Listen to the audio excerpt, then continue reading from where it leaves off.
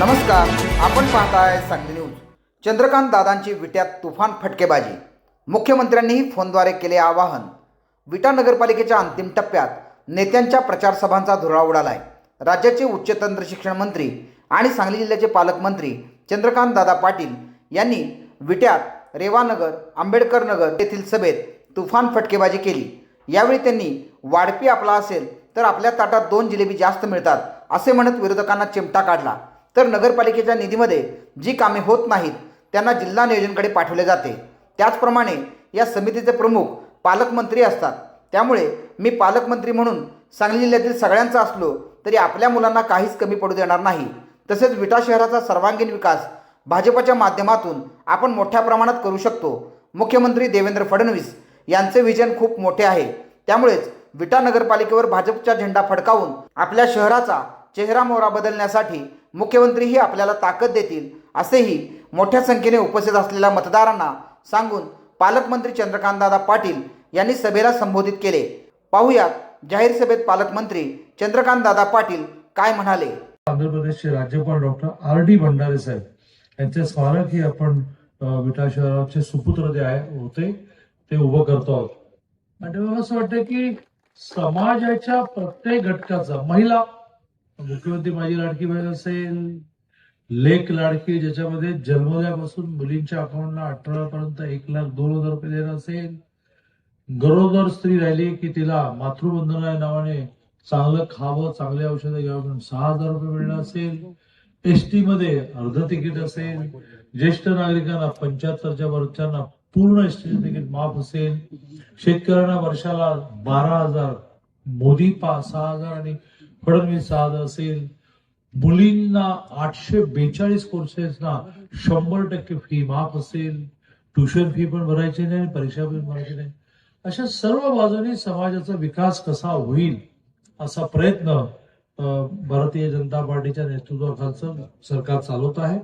आणि त्यामुळे आम्ही सगळ्यांनी आवाहन करायला इथे आलेलो आहोत की 2 तारखेला होणाऱ्या निवडणुकीमध्ये जे उमेदवार आहेत, प्रामुख्याने नगराध्यक्षाच्या उमेदवार आहेत सौ प्रतिभाताई अविनाश चौथे, प्रभाग क्रमांक 11चे उमेदवार आहेत सौ प्रगती भरत कांबळे, प्रभाग क्रमांक 11चे दुसरे उमेदवार आहेत श्री अजित अशोकराव गायकवाड, क्रमांक 12चे उमेदवार आहेत सौ शोभा केदारी सूर्यवंशी, क्रमांक 12च्या दुसरे उमेदवार आहेत श्री सुमित सीताराम गायकवाड. या सगळ्यांना आपण भरघोस मताने विजयी करा. देशामध्ये पंतप्रधान बीजेपीचे, देशामध्ये राष्ट्रपती बीजेपीच्या, देशामध्ये लोकसभेचे अध्यक्ष बीजेपीचे, देशामध्ये राज्यसभेचे सभापती बीजेपीचे, देशामध्ये राज्यसभेचे उपसभापती बीजेपीचे, देशामध्ये 22 राज्यामध्ये बीजेपीचं सरकार, कुठे मुख्यमंत्री कुठे उपमुख्यमंत्री, अशी एक मोठी संख्या ज्या पार्टीजवळ आहे. 18 कोटी भारतीय जनता पार्टीचे सदस्य झाले. 22 कोटी 2024 या निवडणुकीमध्ये मोदींना मतं मिळाली. असं एक प्रचंड मोठा पक्ष जो आहे त्या पक्षाशी आपण जोडलेला राहिला पाहिजे. कोणीतरी गल्लीतली एक पार्टी येते आणि म्हणते की आम्ही तुमचा विकास करू. कसा विकास करणार? जर जिल्ह्याचा पालकमंत्री मी आहे, राज्याचे मुख्यमंत्री देवेंद्रजी आहे, केंद्रामध्ये मोदीजी पंतप्रधान आहेत, तर हे कसा काय विकास करणार?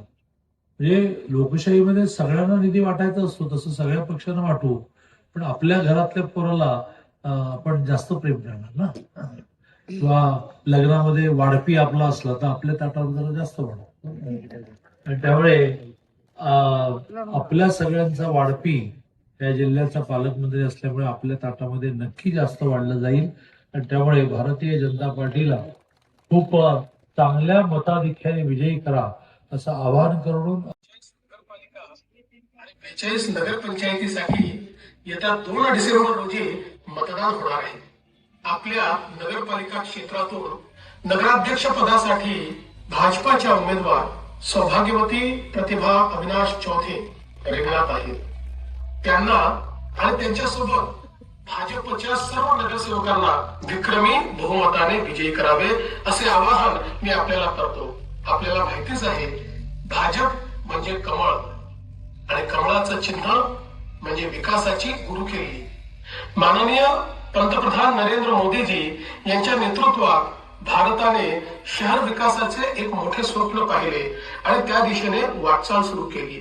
अमृत सारख्या अभियानातून आज अनेक शहरांचे चित्र झपाट्याने पलटत आहे. राज्यातील सरकारच्या माध्यमातून सुद्धा पाणी पुरवठा असेल, विविध इमारती असतील, भुयारी गटारी योजना असतील, रस्ते असतील, वेगवेगळ्या प्रकारच्या संधी असतील, या तयार करण्याचं काम आपण करतोय. मोदीजींनी सांगितलं प्रत्येक शहर हे स्वयंपूर्ण असलं पाहिजे. अन्न, वस्त्र, निवारा, शिक्षण, आरोग्य, रोजगार याच्या सोबतच उत्तम उद्यानं तिथे असली पाहिजेत. चांगल्या प्रकारची वाचनालय त्या ठिकाणी असली पाहिजेत. चांगले रस्ते त्या ठिकाणी असले पाहिजेत. भुयारी गटार योजना त्या ठिकाणी असली पाहिजे. स्वच्छ पिण्याचं पाणी प्रत्येक घरामध्ये मुबलक मिळालं पाहिजे आणि पर्यावरणाचं संतुलन देखील आपण राखलं पाहिजे. कधी नव्हे इतके प्रचंड विकास कामे आज अनेक शहरांमध्ये आपल्याला होताना दिसत आहेत. विकासाचा परिसस्पर्श झाला नाही अशी एकही नगरपालिका आपल्याला सापडणार नाही. मात्र आम्ही कितीही निधी दिला तरी तो निधी वापरणारे योग्य लोक असले पाहिजे. पारदर्शी पद्धतीनं निधी हा खर्च झाला पाहिजे. समाजाकरता आणि जनतेकरता आपण ज्या व्यवस्था करतो त्या त्यांच्यापर्यंत पोहोचल्या पाहिजे. आणि म्हणूनच ज्यांच्या हाती आपण नगरपालिका देतो त्यांच्यावर कोणाचा तरी अंकुश असला पाहिजे. मी आपल्याला आश्वस्त करू इच्छितो, नगरपालिकेची सत्ता भाजपाच्या हाती द्या. मी या नगरपालिकेच्या पाठीशी खंबीरपणे उभा आहे आणि त्याचसोबत त्या नगरपालिकेवर अंकुश म्हणून देखील माझी नजर राहणार आहे. अजून आपल्याला बरीच कामे करायची आहेत. त्यासाठी आपली साथ आम्हाला हवी आहे. विधानसभा निवडणुकीत जे भरभरून यश तुम्ही दिलं तसेच यश या नगरपालिका नगरपंचायत निवडणुकीतही द्यावे आणि विकासाचा हा रथ असाच अखंडित धावत राहावा अशा प्रकारची आपल्याला हात जोडून माझी विनंती आहे. लक्षात ठेवा, 2 डिसेंबरला मोठ्या संख्येने बाहेर पडा, विक्रमी मतदान करा आणि कमळासमोरील बटन दाबायला विसरू नका. जय हिंद, जय महाराष्ट्र. मी म्हटल्याप्रमाणे माननीय मुख्यमंत्री महोदय हे किती राज्याच्या विकासासाठी, संवाद निर्माण करण्यासाठी, संबंध निर्माण करण्यासाठी सतर्क आहे याचे मोठं उदाहरण आहे. की त्यांना चार दिवसावर निवडणूक आली असताना असं लक्षात आलं की आपल्याला संपूर्ण महाराष्ट्र 280 शहरांचा कव्हर करता येणार नाही. तर प्रत्येक शहराची वेगळी केली त्यांनी केली. एक जनरल भाषण ते करू शकले असते की जे सगळ्यांना लागू आहे, पण त्यांनी प्रत्येक ठिकाणच्या उमेदवाराचं नाव घेतलं, प्रत्येक ठिकाणच्या शहराचं नाव घेतलं. तर असं एक अतिशय संवेदनशील नेतृत्व महाराष्ट्राला देवेंद्रजींच्या निमित्ताने मिळालं आणि त्या देवेंद्रजींच्या नेतृत्वाखाली महाराष्ट्रामध्ये होणाऱ्या निवडणुकीत भारतीय जनता पार्टी मुसंडी मारण्याचा प्रयत्न करते आहे.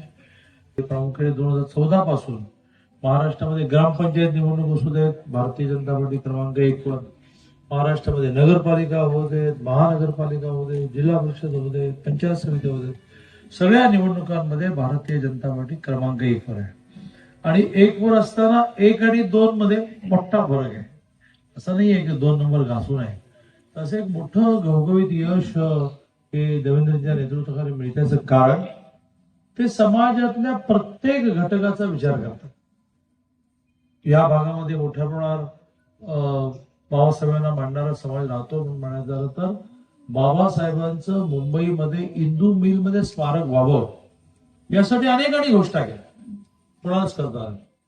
पण देवेंद्रजींच्या नेतृत्वाखाली बाबासाहेबांचं इंदू मिलमध्ये स्मारक जवळजवळ पूर्ण होत आलं आणि नजीकच्या काळामध्ये आपल्या सगळ्यांना बाबासाहेबांच्या इंदू मिलच्या स्मारकामध्ये दर्शनासाठी आणि त्यांच्या जीवनामधल्या अनेक गोष्टी बघण्यासाठी जाता येईल. अण्णाभाऊ साठेंच्या विषयामध्ये अण्णाभाऊ साठेंचे जे मूळ गाव आहे वाटेगाव, त्या तिथे त्यांचं घर आहे, त्यांचे नातेवाईक आहेत, त्या ठिकाणी अण्णाभाऊ साठेंचं स्मारक तयार करणं याचा विषय देवेंद्रजींनी मार्गी लावला. सांगली न्यूजसाठी विद्याधर कुलकर्णी, विटा.